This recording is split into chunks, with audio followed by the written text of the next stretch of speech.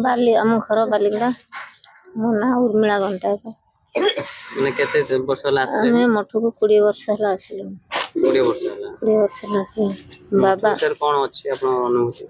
ମଠ ବିଷୟରେ ଆମର ବହୁତ ଅନୁଭୂତି ଅଛି। ଆମେ ଆସିଲା ଦିନୁ ଆମର ବହୁତ ଉନ୍ନତି ବି ହେଉଛି। ଆମେ ପ୍ରାୟ ସବୁବେଳେ ବାବାଙ୍କ ନାଁ ସ୍ମରଣ କରିକି ଚଳୁଛୁ।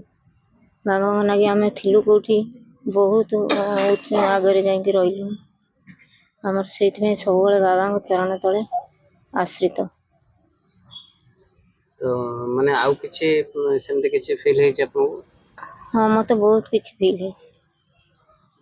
ବାବାଙ୍କୁ ଯେତେବେଳେ ଆମର ଦୁଃଖ ସମୟ ଆମର ଆସେ, ମୁଁ ସବୁବେଳେ ମନ ଭିତରେ ସ୍ମରଣ କରେ। ବହୁତ କିଛି ପାଇଛି। ଯେଉଁ ସମସ୍ୟା ବି ଆମର ଅଛି, ଜଟିଳ ସମସ୍ୟାର ଆମେ ସମାଧାନ ହୋଇଛି। ସେଇଥିପାଇଁ ଆମର ସବୁବେଳେ ଆଜି ଯୋଉ ହଉଛି ଯୋଉ ପ୍ରୋଗ୍ରାମଟି କଣ କେମିତି କଣ ତା ବିଷୟରେ କଣ ଜାଣିଛନ୍ତି? ଆଜି ଗୋଟେ ଉତ୍ସବ ବାବାଙ୍କର ହେଉଛି। ସେଇ ଉତ୍ସବରେ ଆମେ 5ଟା ବେଳୁ ଆସିକି ଉପସ୍ଥିତ ଅଛୁ।